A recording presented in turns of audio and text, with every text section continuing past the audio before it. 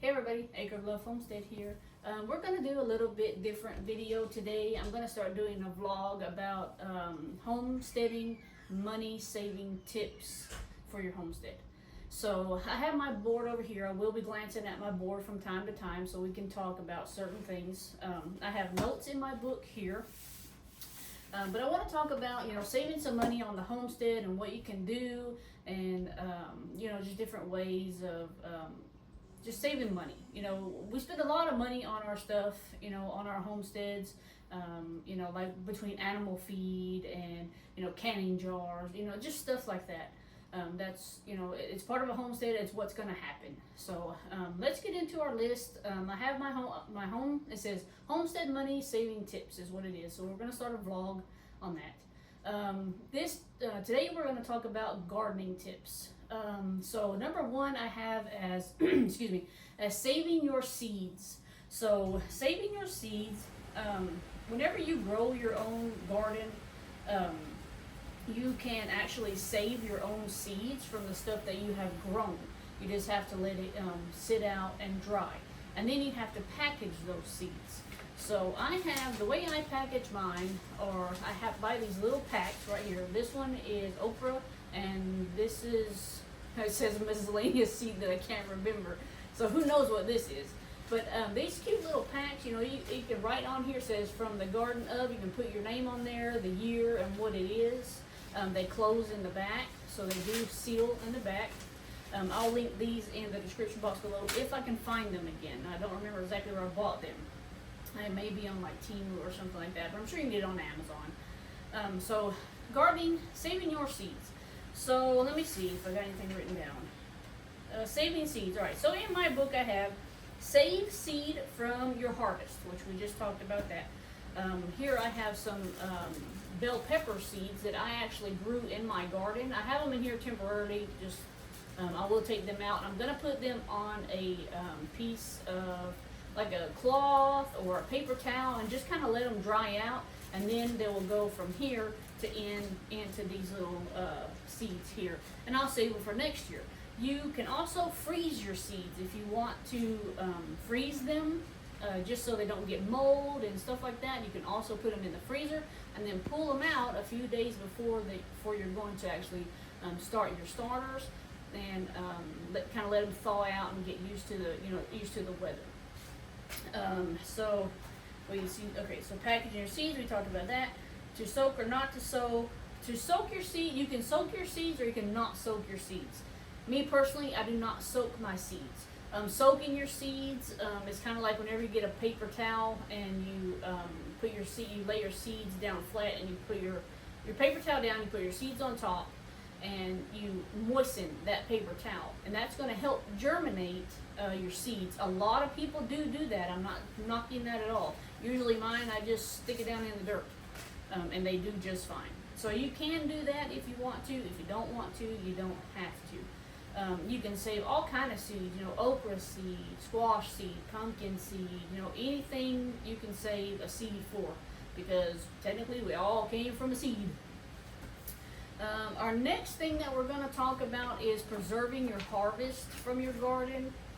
So let's say, you've got a great big harvest, you got some cucumbers, we have an over-exaggerated zucchini that I did not see growing in the garden, so that'll probably go in the compost pile or to the chickens or to the rabbits. We have I have a little bit of okra this time. I don't have very many okra plants planted, but I do have some okra. And then these are my beautiful patty pan squash. And I did cook one of these the other day, and they're amazing. If you've never grown patty pan squash, you need to. So preserving your harvest. Let's say you've got an abundance of these things that you've harvested from your garden. What do you do next? You can can your squash. You can can anything. Pretty much anything you can can it. I water bath can my stuff. That is not USDA approved.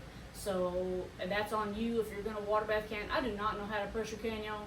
I'm afraid of that for some reason.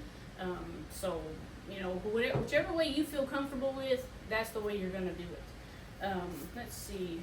I got some pressure canning, water bath canning. You can also freeze your harvest. I did a couple years ago, I cut up some of these zucchinis and some, my squash and stuff, and I did put them in. You can buy like a sealer, sealer where you can seal your stuff. I did that one year. It does fine. I mean, you can pull it out and put it in the pot. A lot of people will blanch their vegetables before they do that, and blanching is where you put it in a pot on the stove. It's kind of like steaming it, I want to say. I don't do that. I'm happy with just putting mine in the freezer and pulling it out from the freezer, or I'm happy with canning mine. These are from last year, and I have an abundance still of those. Pickles, I had pickled pickles. These are from last year, 2024. I just past couple days, I've been doing some more this year with the cucumbers. So you can do that. You can get a pressure canner anywhere. You can also get, like a water bath canner. I use a big pot. It's about this big, and I just follow certain instructions that I follow a lady on YouTube also, and that's how I kind of learned a couple of my steps. I try to watch YouTube before I actually do something, and I do a lot of research before I do it too, because I don't want to jump into something and give my family botulism or something, because that's can kill you. So make sure you do your research on whether you're pressure canning or you're water canning. Do your research first. You can dehydrate your food. Now, you can freeze dry your food. I don't have a freeze dryer. Hopefully in the future I'm going to get a freeze dryer. I'm really, really, really hoping. I got to save up some money. But I have a dehydrator, and the only thing I've done with that really is I cut up some strawberries and I dehydrated some strawberries. Now, those things are good. You can sit there and eat them like chips. So if you don't want to eat chips, you can eat dehydrated strawberries. They were really good. I was really surprised at how they came out. But yeah, you can do that. So, and if you're doing meat, you can smoke your meat. You can smoke meat. There's just a lot of different ways that you can, preserve your harvest. But most people do the canning method, and a lot of people nowadays do the freeze drying method because it lasts longer. So that's just another way of, saving some money. You're canning your own food. Technically, you're growing your own food. That's another way to save you some money. That way you don't have to go to the store and say, hey man, I need some squash. How much is this squash? Squash is very cheap. But if you can grow it at home, guess what? It doesn't have all the chemicals on it. You don't have to worry about who touched it with dirty hands or, whatever. You know what you're putting into your vegetables that's going to go into your body when you consume it. All right. So let's start out with, number 4 technically says growing your own food. Well, we technically just talked about that. Growing your own food. We make you a garden. Clearly you got to start off somewhere. Whether you can grow a garden anywhere. If you live in an apartment, you can grow you a small garden out on your patio. Or if you have lots of acres, that's going to give you lots of growing area. Like us, we live on 1 acre, and I just recently went to raised bed gardens in the front, and I will be going to raised bed gardens in the back too. Now, why did I say that? Don't think that I was not afraid to go raised bed garden. I had never done raised bed garden before. I already have my soil back here perfectly fine. It's the black rich soil. I've had plenty of animals on it to fertilize for me, and I was nervous. I was nervous whenever I put those garden beds in. But my garden this year has done amazing in those garden beds. Just amazing, guys. Now, that's not to say that whenever I put these in the back, if it'll do the same. Who knows? It may not. God forbid, knock on wood. I would love for it to be able to look like my garden in the front. And the reason why, I used to be, let's plant in the ground, that's great. But eventually, after so much tilling of your dirt, of your soil, moving that soil around with a machine, it loses nutrients in there.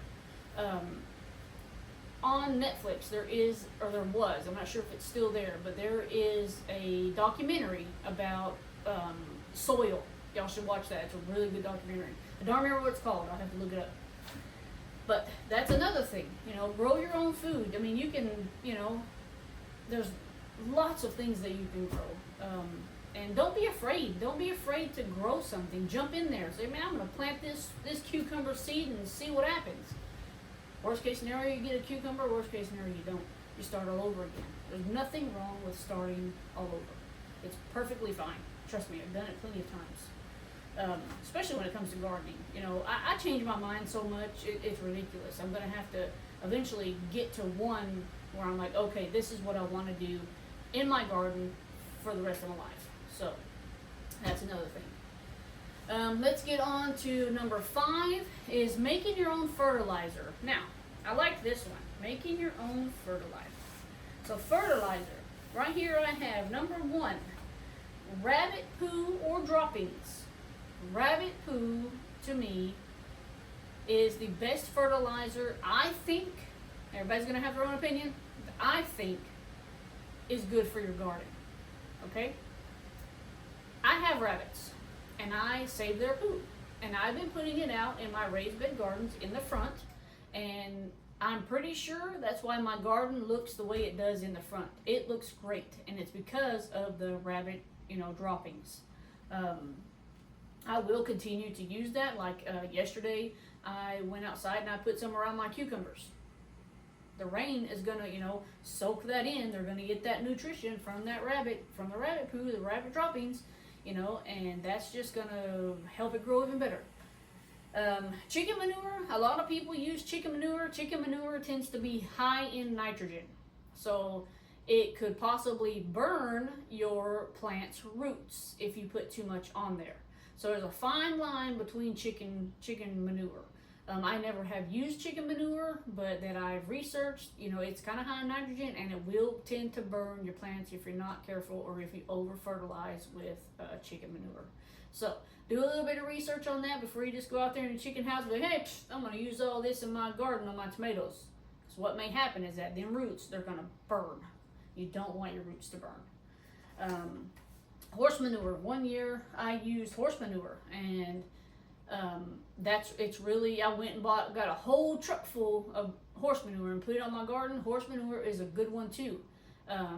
It's a really good manure, just like cow manure. Cow manure is going to be a good one, you know. But like I say, do your research before you just go out to somebody's farm and take all of their, you know, horse manure and their cow manure and just go dump it on your garden. Yeah, do your research first. I don't want you to go out there and just kill your garden.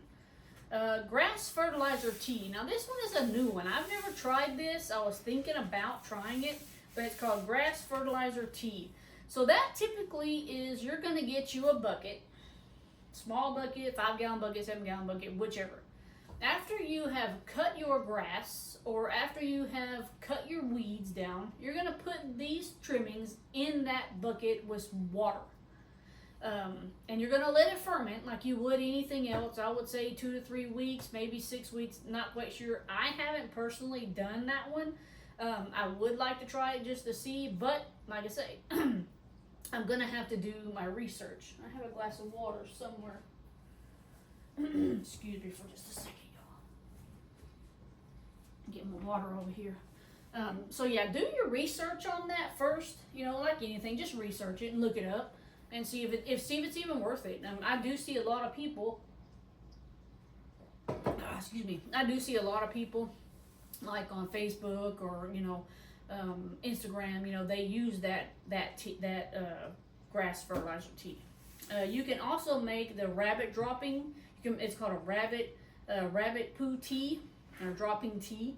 It's the same way. You take all of your rabbit droppings, you put them in this bucket, you add some water, and you just let it ferment. Let it ferment. I'm sure you have to go out there and stir it, and you let it ferment. I would keep a lid on it just so that the flies don't get down in there and leave little, maggots and stuff like that. That will kind of be nasty. But you're just going to let it ferment 2-3 weeks. I'm sure you go out there and what you're going to do is you're going to have a screen. What I would think you would have a screen just like on the grass one, and you're going to like sieve it off and just get that juice that's coming out of there. And then that is what you'll use to pour on your plants or wherever you're going to put it. You can also use coffee, tea. Now, I have this since recently. I stopped drinking coffee. This is like my 3rd week of not a cup of coffee. That's my own preference, sorry.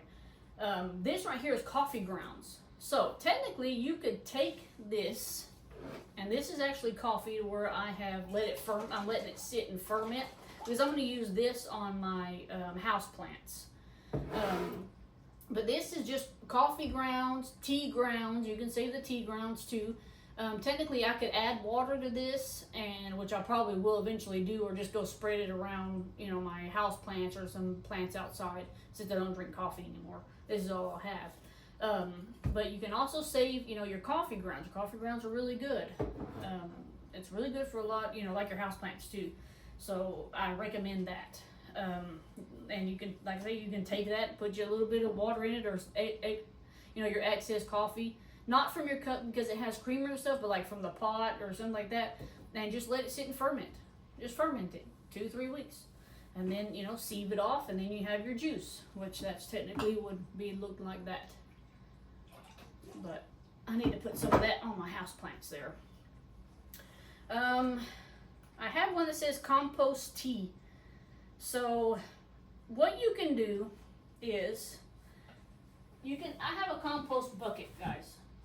So this is a little bitty bucket from Home Depot. I think it's like a 2-gallon or something. But this is where I keep all of my compost and my scraps from the kitchen. Technically, you can make a compost tea. You could just go ahead, if I wanted to, I could just put some water into this bucket. Now, mind you, this bucket has holes on the top. You need some ventilation for this. We'll get to this in a little while.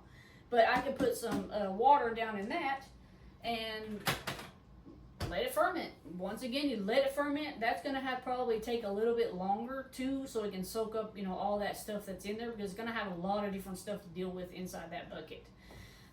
So you can technically, you know, do a compost tea that way. Compost tea, you know, everything to do with composting is really good for for your garden and, you know, your house plants, etc. So that's all for that one. Let's go to, we did making your own compost. Well, no, let's do making your own compost. That was fertilizer. So making your own compost.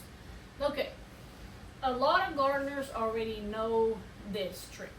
Okay, there are many different ways that you can make your own compost, and they're called compost piles. So a lot of people get a couple, you know, about 4 or 5 pallets, and they'll separate them out. You're going to have your start, your middle, and your finish. Technically, what a lot of people will do is in those pallets, they're going to put what? Their kitchen scraps. Kitchen scraps right here. Kitchen scraps, grass clippings. You can put, let's see, grass clippings, leaves, like, from winter. You can put leaves in there. You're going to need something green, though. So you're going to need something green. Let me find where I started writing that down. Because you're going to have to balance it, is what you're going to have to do. So, food scraps, leaves, grass clippings, cardboard, eggshells. Now, eggshells, that can go with something else. We can talk about that in a minute. Tea bags, coffee grounds. Like I say, the coffee grounds are great. Pine needles, flower clippings, weeds, wood ash. But if you're going to do paper, you can do shredded paper, but you don't want glossy paper. Glossy paper takes longer to decompose down in the ground. No human waste. Do not put any human waste in that. I don't agree with that at all. Rabbit poo, you can put your rabbit poo in there, and you must turn your piles. So you're going to take a pitchfork, after you have a big pile, say a great big pile, you're going to take a pitchfork and you're going to turn it. You're going to turn all of that dirt over. Some people will move it from one spot, let's say 1 pallet's here, 1 pallet's here, 1 pallet's here, you're going to move whatever you have here to the next pile. And then whenever you move, you know, whenever this one's good and ready, you're going to move it over to the next one. So, you will need like some browns and some greens, because so they can kind of off balance each other. But you can put a lot of stuff in your compost bins, guys. And then you don't have to have 3 3 separate sections. You can have one. Like I have 1 and 2 barrels right now. Mine is actually in a storage container, like a big wooden storage container.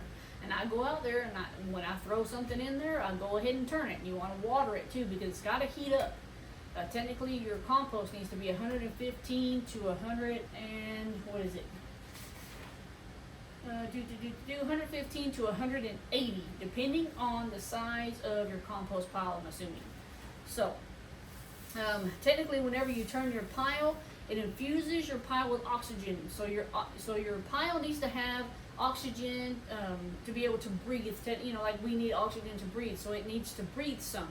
That is going to help with your essential aerobic bacteria that it's going to accumulate, and that helps decompose the material.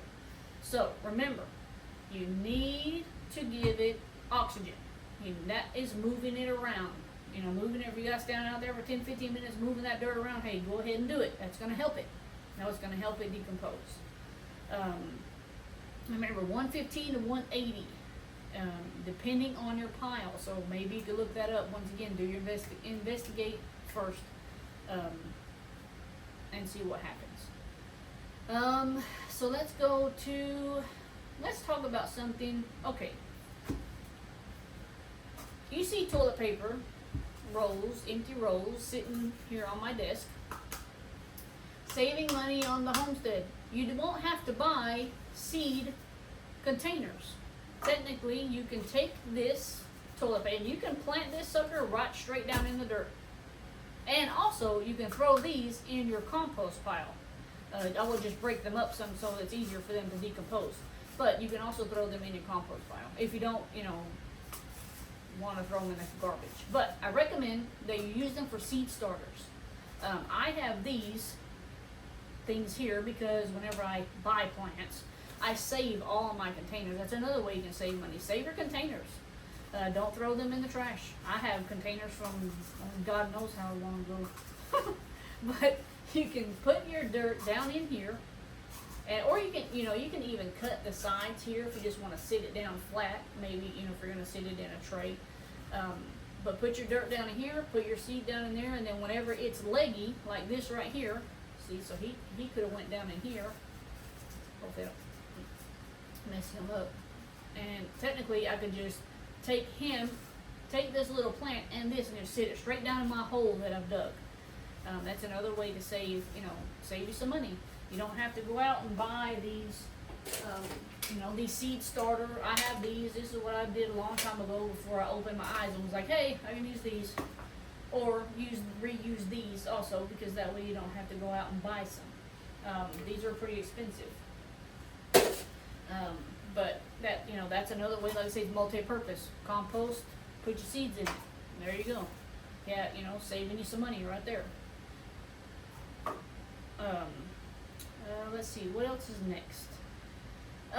Grow perennials. Okay, that's going to save you some money.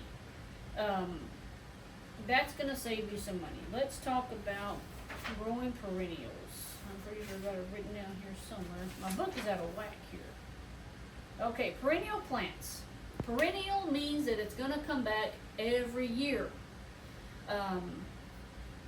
Asparagus is one. Artichoke is another. Rhubarb is another. Fruit trees come back every year. Strawberries, rosemary, thyme. You got sage will come back every year. Possibly broccoli. I read something about broccoli could possibly come back every year, but it's going to depend on, I guess, how cold it gets in your area or how hot it gets in your area. So you might, like I say, do your investigation and see if broccoli will come back every year. You got blueberries, blackberries. I just planted 2 blackberry bushes out by my back fence. I'm hoping that they will come back, or the heat. I live in Texas, so the heat tends to wipe everything out. But yep, those are some things that get on Pinterest or just Google it. I'm sure there's more stuff that can come back other than what I just have here. I would like to start me an asparagus patch now. I tried a couple of years ago in a pot. That didn't work out too well. So whenever I get my garden beds back there in the back, I'm going to specifically make one raised bed garden just for asparagus. we like asparagus. The kids eat asparagus, they like it too. So I would like to have those. You know, my strawberries, I still need to move my strawberries. I still haven't done that.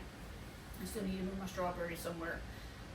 Maybe whenever I get my raised bed gardens over here, maybe I will go ahead and just start a strawberry patch and just, you know, kind of leave it, which, you know, that's fine. Let's talk about water conservation. So water conservation on a homestead. You know, it rains a lot in a lot of places, and there's drought in a lot of places. So if where you live, you get a lot of drought. Let's say Texas, which here lately, I don't know, we've been getting a lot of rain. I should have been setting up my rain barrels, but I didn't like a dummy. You can get rain barrels. You can get them great big, like 1,000-gallon, you know, containers that you can, you know. Just be careful with that, because there are some states, and I think Texas is one of them, they do not like for you to harvest your own rainwater, and I don't understand that. Also, if you're harvesting your own rainwater, do not do it off of a regular roof. You need a metal roof, because if you do it off of a regular roof with the shingles, it's going to get the little bits and, you know, stuff in there, and you don't want that in your water. Shingles have something on there to make them weatherproof. You don't want that in your water. So go with a metal roof. That'll be the best way. In gutters, you know, if you got some gutters, hey, you can just stick your barrel up underneath there and let it fill it up. But what they don't know won't hurt them, and that's fine with me, you know. And if you're okay with that, what they don't know ain't gonna hurt them. So, you know, do your water conservation, you know, conservation, and save you some money on watering your plants and, you know, watering your animals and such. Back in, whenever we had that real bad storm, I think it was 2021, 2022, we were shut off from water and we were shut off from electricity. And when it snowed as much as it did, I literally had to go outside and make a fire and heat up snow just so I could give my animals water, because our little Pope Hick town, nothing was working. So, you know, there's lots of ways that you can, you know, save your water. You know, if you don't have those great big barrels, I mean, shoot, put you a bucket outside when it rains. There you go, you got houseplant water. You know, any little thing that can save you some money is great. I'm all about, you know, hey, let's see what we can use from the homestead to save us some money for the homestead. Trellises, let's talk about trellises. Trellises, you can build a trellis out of anything. You can use bamboo, livestock panels, which right now I'm using mine as for my livestock panels for some of my trellises.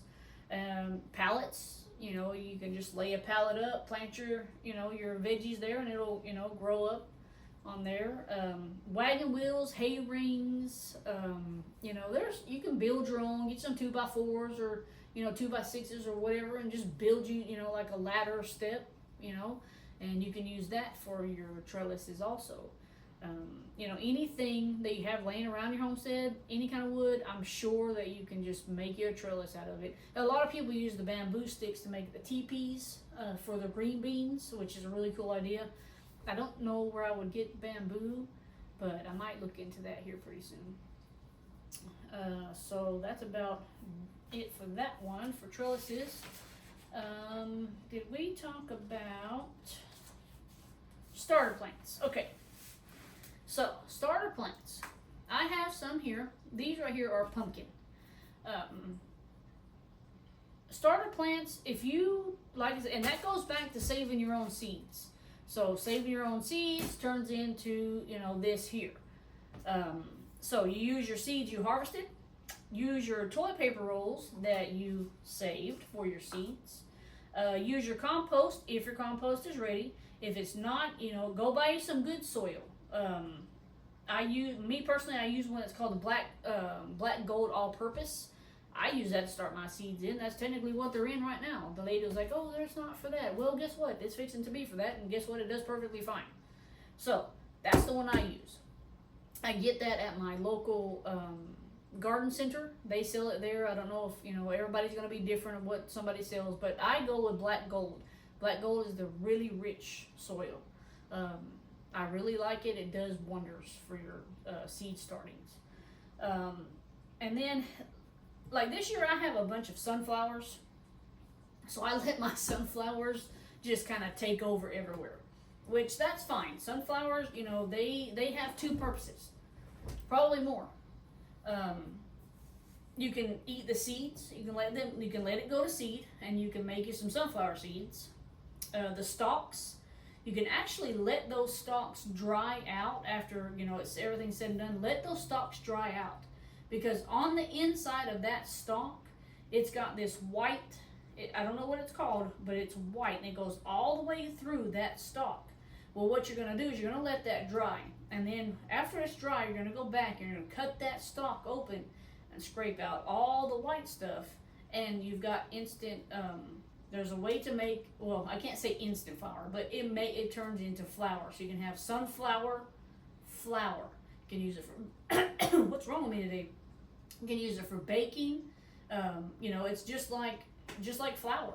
I'm gonna try that this year. I'm hoping I'm gonna try that this year. I was supposed to try it last year, but I didn't. But this year I have quite a bit of sunflower, so we should be able to try that. Also, you can use the petals, the sunflower petals, to make homemade sunflower jelly. That's another thing that's on my list. So I needed to look that up one more time. I had looked it up before, but I need to look it up again and see exactly how much of the sunflower petals I'm going to need for my jelly. But leave your sunflowers. They're good for the bees. Let's talk. So while I say that they're good for bees, let's talk about bees on the homestead. Bees are in your garden. They're free pollinators. They're everywhere. We gotta work hard to save the bees. We have a lot of beekeepers, around that let's just save the bees. That's what we need to do.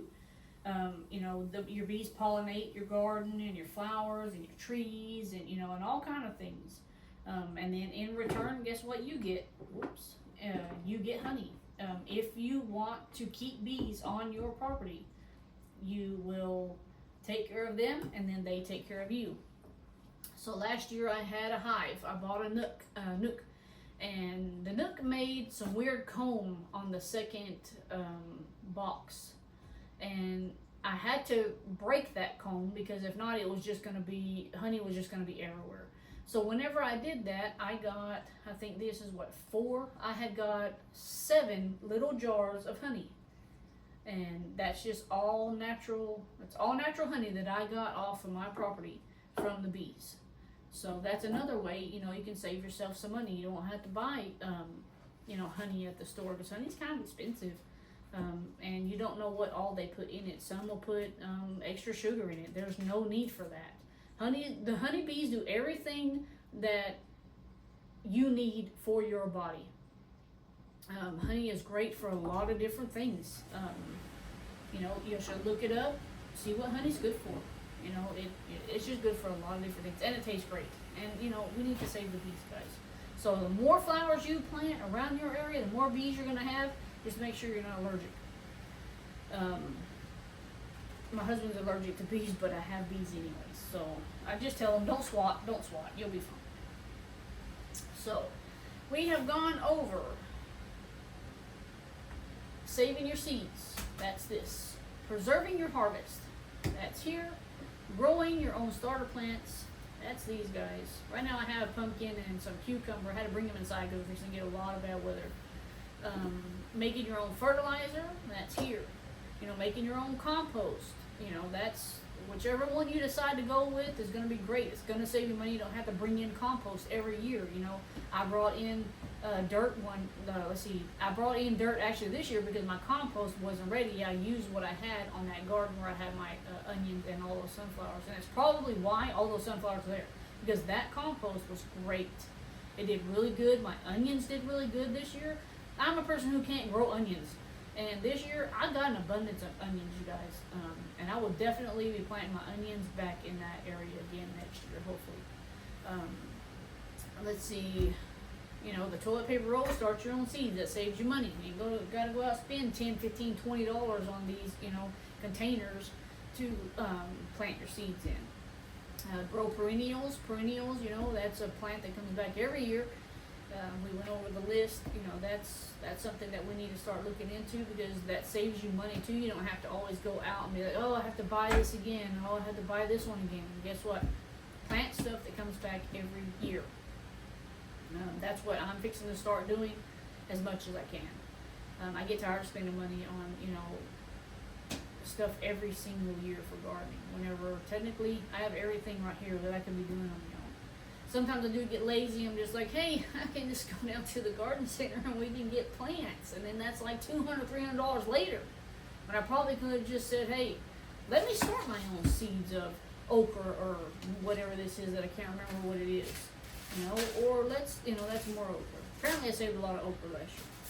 You know, you can save all kind of seeds. You know, your peach trees, save your peach, you know, your seeds from your peaches. Now, a lot of people think that hard shell on the outside is that seed. It's not. It's got, you have to break that open, and there's another little seed in there, almost looks like an almond. That's your actual seed. Look that up and see. I'm not making that up, it's for real. And then, you know, your water source, conserve water as much as you can, you know, that way you don't always have to turn on that water hose. You know, that'll save you, you know, quite a bit. Eventually I will get there. I'm not there yet. Eventually I will get there. But I'm ready to just kind of save me some extra cash, guys. And make your own trellises. Hey, like I say, you can make a trellis out of anything. You know, a climbing plant is going to climb where it wants. You know, put something in front of it. Give it a home. And I think that's about it. We talked about bees, and got a tickle in my throat. But I want to talk to y'all. I don't want to talk to y'all. Well, actually, I wanted to show y'all these. So these are my marigold. I went out and saved. Excuse me. I went out and saved some of my marigold seeds. And they're really funny, because you're going to have to break this actually open. And it's got like these little feather looking seeds in there. And they're really neat. So I harvested some of those. You can even, like I say, you can harvest your own, you know, flower seeds. That's the only one that I've ever done, because I was like, hey, that kind of looks like the marigold seeds. So I just picked them. Excuse me. But yeah, you can do flower seeds also. So just, you know, if make you a list, get you a book, write you down a book of different stuff, and you know, of the stuff that you want to do, and of the stuff you want to put, and of the seeds you want to save. You know, just make you a book. There's nothing wrong with, you know, good old fashioned handwriting something down. I wanted to talk to y'all about one more thing. It's going to get a little religious here. Got my Bible open. So I don't know if a lot of y'all know, but in the Bible, in Psalm 104, it talks about how Jesus makes, you know, how he made the water. You know, the water stood above the mountains. You know, it says that who walks on the wings of the wind. You know, we all know that Jesus made everything, and Jesus was a gardener, guys, but he was a gardener of trees. If you look in, hang on one second, I wrote it down. Where did it go? No, okay, so that, it says God is a gardener of trees. It's supposed to be in Psalm 104. So if y'all, you know, if you're into your, you know, if you're any kind of religious, you know, Jesus loved to garden too.